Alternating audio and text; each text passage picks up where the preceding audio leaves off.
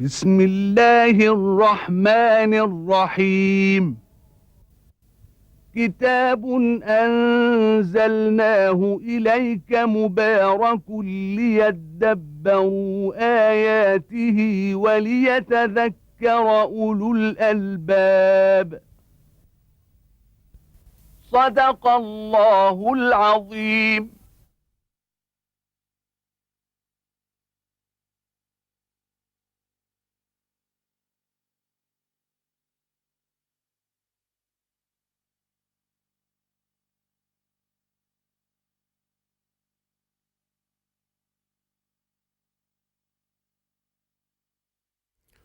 الحمد لله رب العالمين، والصلاة والسلام على عبده ورسوله الأمين سيد الأولين والآخرين، وعلى آله وأصحابه ومن اهتدى بهديه وعمل بسنته إلى يوم الدين. وبعد، فيقول الله تبارك وتعالى: وأطيعوا الله وأطيعوا الرسول واحذروا فإن توليتم فإنما على رسولنا البلاغ المبين ليس على الذين آمنوا وعملوا الصالحات جناح فيما طعموا إذا ما اتقوا وآمنوا وعملوا الصالحات ثم اتقوا وآمنوا ثم اتقوا وأحسنوا والله يحب المحسنين. بعد أن بين الله تبارك وتعالى حكم الخمر ونهى عباده المؤمنين عنها بآية قاطعة ناهية، وهي قوله تبارك وتعالى: يا أيها الذين آمنوا إنما الخمر والميسر والأنصاب والأزلام رجس من عمل الشيطان فاجتنبوه لعلكم تفلحون. فجمع سبحانه وتعالى بين الشرك والخمر وكسب المال الحرام والعرافة، وكلها من كبائر الإثم والذنوب. فجمع بين الخمر، قال: إنما الخمر والميسر القمار، والأنصاب وهي ما نصب للشرك بالله وعبادة غير الله، والأزلام وهي نوع من العرافة والاستقسام عن طريق معرفة البخت بهذه الأزلام، قال جل وعلا: رجس من عمل الشيطان. فجمع بين هذه، وجمع الله تبارك وتعالى هذه القاذورات كلها في سلة واحدة وتحت حكم واحد لبيان إثم هذا الأمر.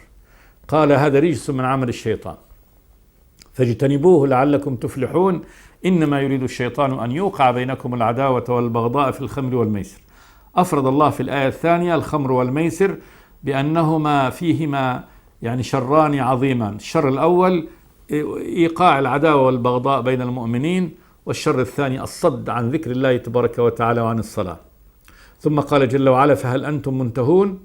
تهديد، سؤال للتهديد والتقريع، هل ستنتهوا عن هذا الأمر أم لا؟ ثم أمر الله تبارك وتعالى كذلك أمر فيه وعيد، قال: وأطيعوا الله وأطيعوا الرسول واحذروا، احذروا مخالفة أمر الله تبارك وتعالى وأمر رسوله. فإن توليتم الطاعة فاعلموا أنما على رسولنا البلاغ المبين. الرسول يبلغ فقط، هذا الذي عليه، هذا الذي كلفه الله تبارك وتعالى به، كما قال جل وعلا: فإن تولوا فإنما عليه ما حمل وعليكم ما حملتم وما على الرسول إلا البلاغ المبين. على الرسول ما حمله الله تبارك وتعالى، كلفه الله بما حمله، والذي حمله هو البلاغ المبين. وعليكم ما حملتم، الطاعة والإذعان لأمر الله تبارك وتعالى. ثم قال جل وعلا: ليس على الذين آمنوا وعملوا الصالحات جناح فيما طعموا إذا ما اتقوا وآمنوا وعملوا الصالحات ثم اتقوا وآمنوا ثم اتقوا وأحسنوا والله يحب المحسنين. هذه الآية في بيان من مات من أصحاب النبي صلى الله عليه وسلم قبل أن يحرم الله تبارك وتعالى الخمر هذا التحريم البات. وقد سأل بعض الصحابة: ماذا عن إخواننا الذين ماتوا وبعضهم استشهد في سبيل الله والخمر في بطنه، كما كان في أحد؟ فإن الخمر لم تحرم إلا بعدها، وكانت الخمر حلال في هذا الوقت. فقالوا: ماذا عن إخواننا الذين ماتوا وبعضهم مات شهداء والخمر في بطنه؟ فأخبر الله تبارك وتعالى أن المؤمن الذي لا جناح عليه إذا طعم أمرا طعم، وهذا قبل أن ينزل حكم الله تبارك وتعالى. قال ليس على الذين آمنوا وعملوا الصالحات جناح إثم فيما طعموا إذا ما اتقوا وآمنوا. إذا ما اتقوا خافوا الله تبارك وتعالى وكانوا مؤمنين بالله تبارك وتعالى لا جناح عليه هنا إن وقع هذا الأمر منه قبل التحريم أو وقع أيضا بطريق الخطأ وليس العمد. إذا ما اتقوا وآمنوا وعملوا الصالحات فهم عند الله تبارك وتعالى هؤلاء أتقياء، فلا يحاسبهم الله تبارك وتعالى بما أخطأوا فيه أو بما يعني كان منهم قبل التحريم. ثم اتقوا وآمنوا، هذا أمر كذلك بأن يكونوا من أهل التقوى والإيمان. ثم اتقوا وأحسنوا، إذا كانوا كذلك وهذا أعلى شيء أن يكونوا من أهل التقوى وأهل الإحسان، والله يحب المحسنين. فهذا الذي هذه صفته كان مؤمنا متقيا عاملا للصالحات، ثم كان من شأنه ودأبه أبدا أن يكون مؤمنا متقيا مؤمنا محسنا. فهذا لا تثريب عليه ولا جناح عليه، إثم عليه عند الله تبارك وتعالى إذا ما وقع منه يعني شيء من هذا الأمر عن طريق خطأ وليس عمد. هذه الآية فهمها بعض الصحابة في زمن عمر بن الخطاب رضي الله تعالى عنه فهما خاطئا. وقع هذا من قدامة بن مضعون رضي الله تعالى عنه، وكان صحابيا بدريا من أقارب عمر بن الخطاب، كان أميرا على البحرين. ثم علم عمر بن الخطاب رضي الله تعالى عنه أنه شرب الخمر فاستقدمه وقال له يعني لما شربتم الخمر؟ فقال يا أمير المؤمنين شربنا الخمر بكتاب الله. قال وكيف؟ قال يقول الله تأول هذه الآية ليس على الذين آمنوا وعملوا الصالحات جناح فيما طعموا إذا ما اتقوا وآمنوا ثم اتقوا وآمنوا إذا ما اتقوا وآمنوا وعملوا الصالحات ثم اتقوا وآمنوا ثم اتقوا وأحسنوا والله يحب المحسنين. ونحن يعني مؤمنون آمنا بالله تبارك وتعالى واتقينا وأحسننا فليس علينا جناح، لا جناح علينا. فقال له أخطأت استك الحفرة، أما لو اتقيت وآمنت لم تشرب الخمر. قال لو اتقيت وآمنت بالفعل ما شربت الخمر فإن الله تبارك وتعالى قد حرم هذا. ثم قال له لترجعن عن عما فعلت وقلت وإلا قتلتك. يقتل هنا على الزندقة وعلى الكفر. فاستغفر وتاب ورجع عن هذا التأويل الذي فهمه تأويل خاطئ طبعا، وهو لا شك أنه تأويل باطل وبين له. فليست هذه الآية فيها إباحة للمؤمن أن يشرب الخمر ما دام أنه مؤمن ومتقي، فلا جناح عليه في أن يشرب الخمر أو يفعل الحرام. بل هذه الآية لا شك أن من اتقى وآمن وعمل الصالحات فإنه ينتهي عما حرم الله تبارك وتعالى. لا يمكن أن يكون مؤمن متقي ويعمل الصالحات ويأكل الخنزير أو يشرب الخمر أو يفعل الميسر، لا. ليس على الذين آمنوا وعملوا الصالحات جناح فيما طعموا إذا ما اتقوا وآمنوا وعملوا الصالحات ثم اتقوا وآمنوا ثم اتقوا وأحسنوا والله يحب المحسنين. والآية كما قال أهل العلم إنما هي في الذين ماتوا قبل أن تنزل آية التحريم، وكذلك في من وقع هذا منه بخطأ لم يعلم. ثم قال جل وعلا يا أيها الذين آمنوا لا يبلونكم الله بشيء من الصيد تناله أيديكم ورماحكم ليعلم الله من يخافه بالغيب فمن اعتدى بعد ذلك فله عذاب أليم. هذه الآية يخبر الله تبارك وتعالى عباده المؤمنين أنه يريد أن يختبرهم اختبار، وهذا اختبار بالطمع. الأمر الذي يطمع فيه هل يمسك المسلم نفسه عنه أم يمد يده إليه؟ وقع هذا الأمر والنبي في غزوة الحديبية صلوات الله والسلام عليه، فإنهم كانوا محرمين بالعمرة، والمحرم بالعمرة والحج لا يحل له الصيد، صيد البر، كما قال تبارك وتعالى: أحل لكم صيد البحر وطعامه متاعا لكم وللسيارة، وحرم عليكم صيد البر ما دمتم حرما. فالمحرم ما دام أنه محرم الصيد عليه حرام حتى يحل إحرامه. طبعا هذا في غير مكة. أما في مكة اللي هي البلد الحرام فإن الله تبارك وتعالى قد حرم فيها الصيد أبدا، ما هو الصيد بل لا ينفر صيدها. يعني لو نفر شيئا من صيدها غزال في مكة أو حمام أو أرنب أو غير ذلك مما يصاد، لو نفره لأثم بذلك، فلا ينفر صيدها. فالمسلمون مع النبي صلوات الله وسلامه عليه في السنة السادسة كانوا في عمرتهم، فاختبرهم الله تبارك وتعالى بأن أرسل عليهم الصيد من كل مكان وهم حرم، وذلك ليختبرهم، حتى إن الغزلان كانت تأتي فتنطح يعني خيامهم بقرونها وتدخل يعني في وسط الجيش، وتأتيهم الطيور يعني يستطيعون أن ينالونها، يعني أن ينالوها بأيديهم. وكذلك يعني النعم يستطيعون أن يضربوه برماحهم وهم في أماكنهم. يا أيها الذين آمنوا لا يبلونكم الله بشيء من الصيد تناله أيديكم، يعني يمكن أن تمسكوه تقبضوا عليه قبض اليد، ورماحكم الرمح تناله أيضا بدون يعني ركوب خيل وركض، وإنما يعني يصله رمحكم. قال جل وعلا: ليعلم الله من يخافه بالغيب. ليعلم الله تبارك وتعالى ليس علما عن سابق جهل، تعالى الله عن ذلك علوا كبيرا، بل إنما هو اختبار، علم تقوم عليه الحساب، ويفعله المؤمنون هنا لتعلو درجة يعني المؤمن الملتزم، ويحاسب من لا يلتزم بأمر الله تبارك وتعالى.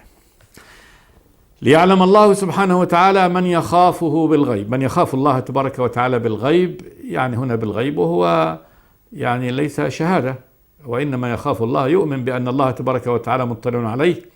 الله بالنسبة إلينا غيب لا نراه ولا يقع تحت حسنا، ولكنه غيب بالنسبة إلينا، والمؤمن يعلم أن الله تبارك وتعالى شاهد عليه. فمن اعتدى بعد ذلك بعد هذا البيان والتحذير من الله تبارك وتعالى فله عذاب أليم. توعد وتهديد من الله تبارك وتعالى بأن له عذاب أليم عند الله تبارك وتعالى، وذلك أنه قد خالف أمر الله تبارك وتعالى بأن المحرم لا يصيد، كما جاء في أول هذه السورة: يا أيها الذين آمنوا أوفوا بالعقود، أحلت لكم بهيمة الأنعام إلا ما يتلى عليكم غير محل الصيد وأنتم حرم إن الله يفعل ما يريد. فمن أحل الصيد حال إحرامه فقد اعتدى على حرمة من حرمات الله تبارك وتعالى.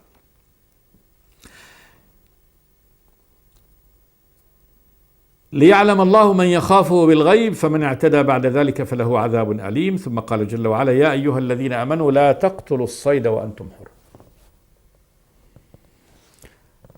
نهي منه سبحانه وتعالى صريح مصدر بيا أيها الذين آمنوا لا تقتلوا الصيد وأنتم حرم. الصيد كل ما يصاد مما أباحه الله تبارك وتعالى، مما أباح له صيده من الوحش، يعني وأنتم حرم يعني وأنتم محرمون بحج أو عمرة. ومن قتله منكم متعمدا فجزاء مثل ما قتل من النعم. من قتل الصيد منكم متعمدا يعني متعمد أن يصيد، وإنما قتله يعني طبعا يخرج من هذا ما قتله بخطأ، كأن يكون يعني سائر في طريق فوقع عليه، أو بيضرب مثلا حجر في مكان فوقع حجره على يعني هذا الصيد دون أن يقصد قتله معروف الخطأ. ومن قتله منكم متعمدا فجزاء مثل ما قتل من النعم، يعني جزاء عليه أن يهدي إلى الكعبة مثل ما قتل من النعم. فإن كان مثلا زرافة ففيها بدنة، هذه مثل هذه، وإن كان غزال ففيه بقرة، فهذا يعني مثل هذه. وأرنب مثلا شاه، فجزاء مثل ما قتل من النعم يحكم به ذوى عدل منكم، رجلان من ذوي العدل يحكمان على هذا الصيد الذي قتله كم يساوي عليه من الأنعام التي تهدى المستأنسة. يحكم به ذوى عدل منكم هديا بالغ الكعبة، هدي يهديه بالغ الكعبة، يذبح يعني عند الكعبة في البيت ويوزع على فقراء الحرم. أو كفارة طعام مساكين، أو أن يكفر عن إذا لم يجد يعني من الأنعام القدر اللي هو الشيء المساوي لما قتله من الصيد، فيكون عليه كفارة طعام مساكين على كل نصف صاع، يعني مقدار نصف صاع بمسكين. أو عدل ذلك صياما، أو عدل ذلك صياما، يعني عدل هذه الآصع تكون صيام. يعني مثلا إذا كان بدنه فيكون شهرين متتابعين، يقيم هذه القيمة، وهذه القيمة توزع على الآصع، وكل نصف صاع فيها يوم، يصوم يوما عن هذا الذي يعني في مقابل هذا الذي قتله من قيمة الذي قتله من الصيد. أو عدل ذلك صياما، قال جل وعلا ليذوق وبال أمره، يعني ليذوق هذا المعتدي الذي اعتدى على الصيد وقتله متعمدا وبال أمره. وباله يعني إثمه ونتيجته عليه، هذا يعني عاقبة هذا الأمر العدوان، فيذوق هذا الوبال بهذه الكفارة يعني الشديدة التي أوجبها الله تبارك وتعالى عليه. عفى الله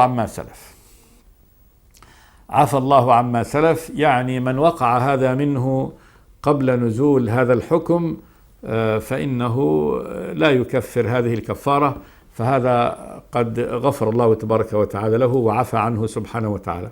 العفو هو الصفح وعدم المؤاخذة. ومن عاد فينتقم الله منه. ومن عاد يعني إلى قتل الصيد، الله تبارك وتعالى قد عفى عنه يعني فيما سلف قبل نزول الحكم. من عاد إلى قتل الصيد متعمدا وهو محرم فينتقم الله منه. والانتقام المؤاخذة بالعقوبة، يعني يعاقبه الله تبارك وتعالى عقوبة فيها شدة عليه، فينتقم الله منه. والله عزيز غالب سبحانه وتعالى، لا يغلبه أحد، ذو انتقام، صاحب انتقام سبحانه وتعالى. هذا من صفته جل وعلا، أنه يؤاخذ بالذنب ويعاقب به سبحانه وتعالى. ثم قال جل وعلا أحل لكم صيد البحر وطعامه متاعا لكم وللسيارة.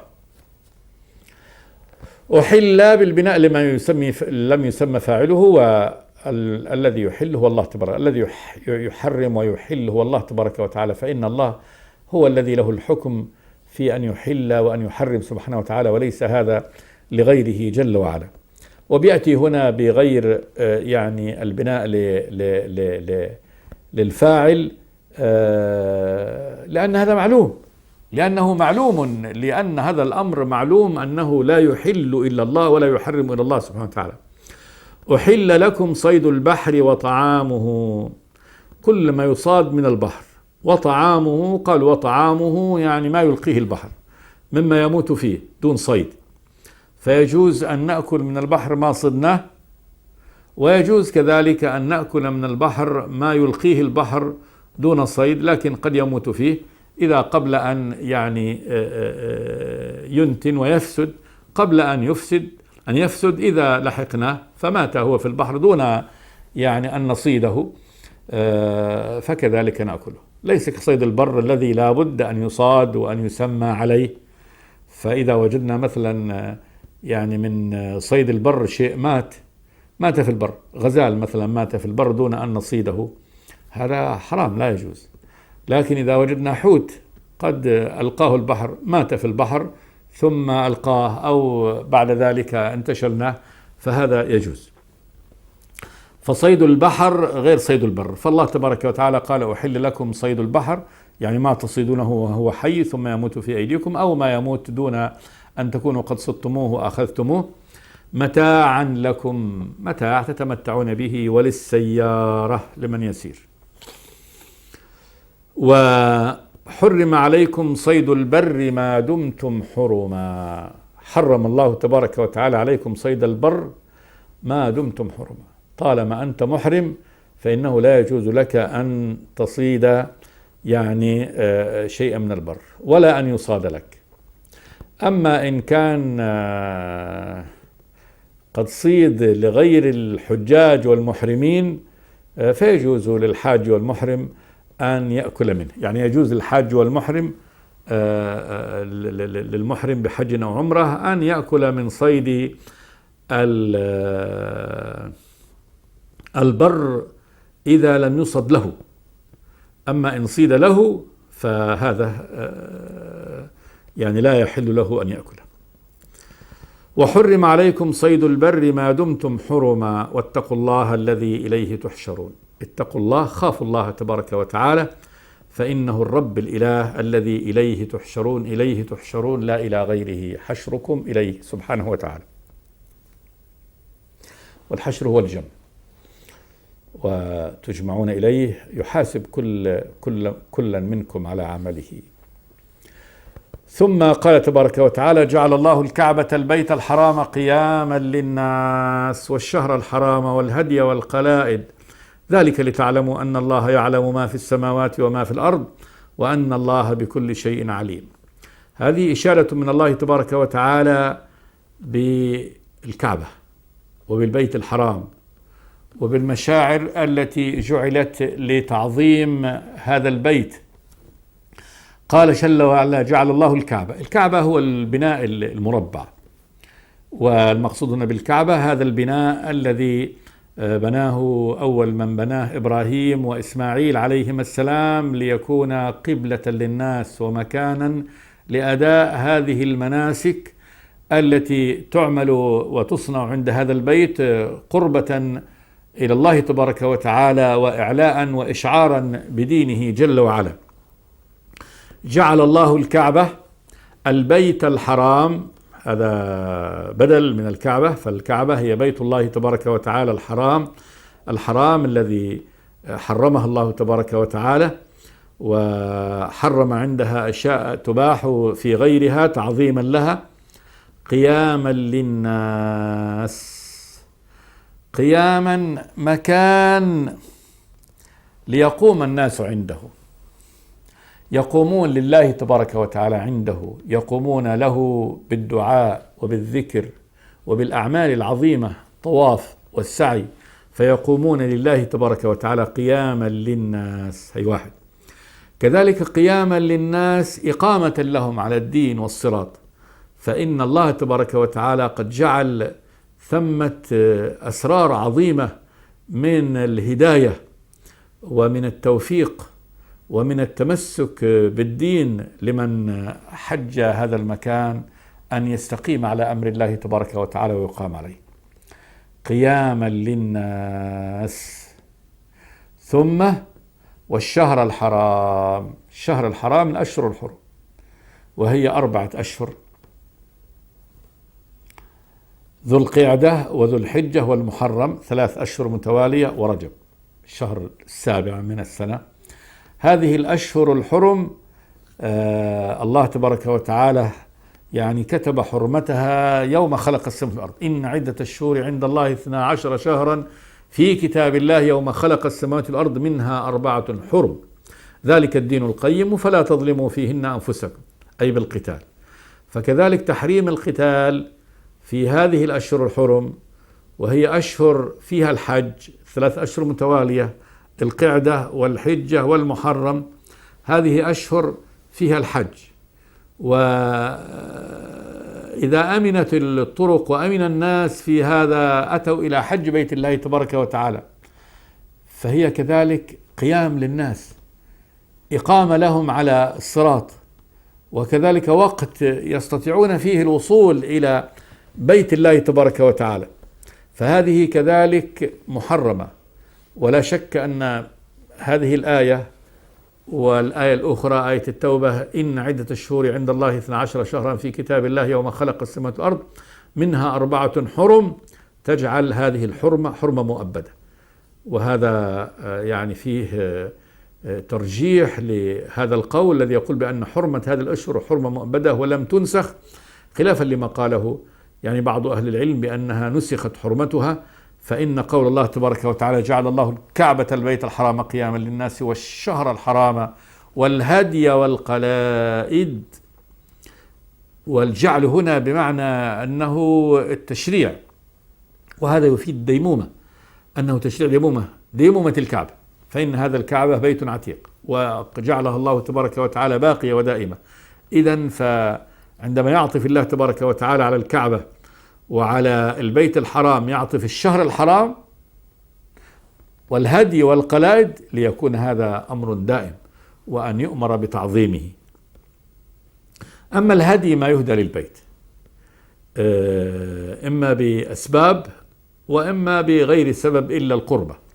فأما بسبب فمن جمع بين الحج والعمرة فهذا يجب أن يهدي، كما قال تبارك وتعالى فمن تمتع بالعمرة إلى الحج فما استيسر من الهدي، فهذا وجوب. أو يهدي للبيت دون أن يكون حاجا ومعتمرا، قربة إلى الله تبارك وتعالى، يهدي إبل غنم بقر يذبح للبيت ويوزع على فقراء الحرم قربة منه لله تبارك وتعالى. فالهدي كذلك هذا من الشعائر ومن أمر الله تبارك وتعالى، وما جعله الله تبارك وتعالى قياما للناس. والقلائد، القلائد ما يقلد به يعني ما يهدى للبيت من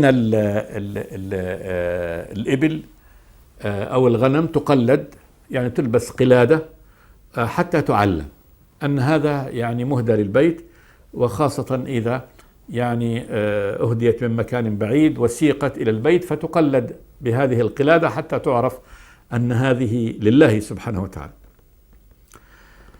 ذلك لتعلموا أن الله يعلم ما في السماوات وما في الأرض.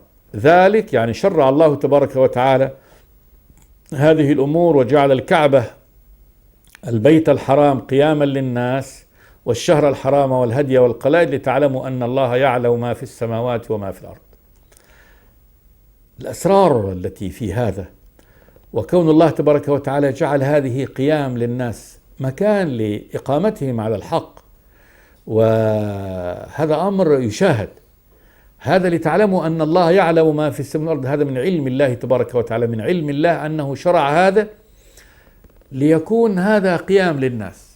وما زال الحج، حج بيت الله تبارك وتعالى، من أعظم الأسباب للهداية، بل من أعظم ما جعل هذا الإسلام باقي إلى اليوم وإلى يوم القيامة. هذا من أعظم أسباب هذا، سبب عظيم. فكما أن حفظ القرآن حفظ للدين، فحفظ الكعبة حفظ للدين، يعني بقاء الكعبة على هذا النحو قائمة شعار لأهل الإسلام، وبقاء هذه المشاعر بقاؤها في المسلمين إبقاء للدين وإبقاء للهداية.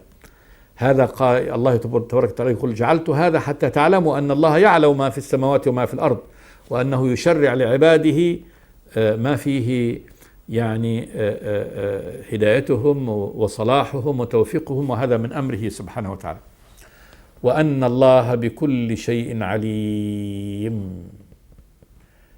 لأن قيام العبد المؤمن بهذه المشاعر وهو يتقي الله ويخاف الله تبارك وتعالى يربي فيه أن الرب تبارك وتعالى عليم بكل شيء ومطلع على كل شيء سبحانه وتعالى. جعل الله الكعبة البيت الحرام قياما للناس والشهر الحرام والهدي والقلائد ذلك لتعلموا أن الله يعلم ما في السماوات وما في الأرض وأن الله بكل شيء عليم. ثم يأتي بعد ذلك اعلموا أن الله شديد العقاب وأن الله غفور رحيم، وآيات تعقب هذه الآية وتقرر معنى يعني مراقبة الرب تبارك وتعالى ووجوب الحذر من مخالفته. وسنكون مع هذه الآيات إن شاء الله في الحلقة الآتية. قولوا قولي هذا وأستغفر الله لي ولكم من كل ذنب. صلى الله وسلم على عبده ورسوله محمد. بسم الله الرحمن الرحيم.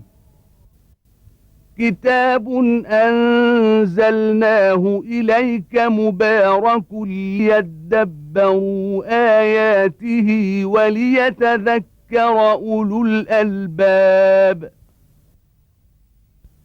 صدق الله العظيم.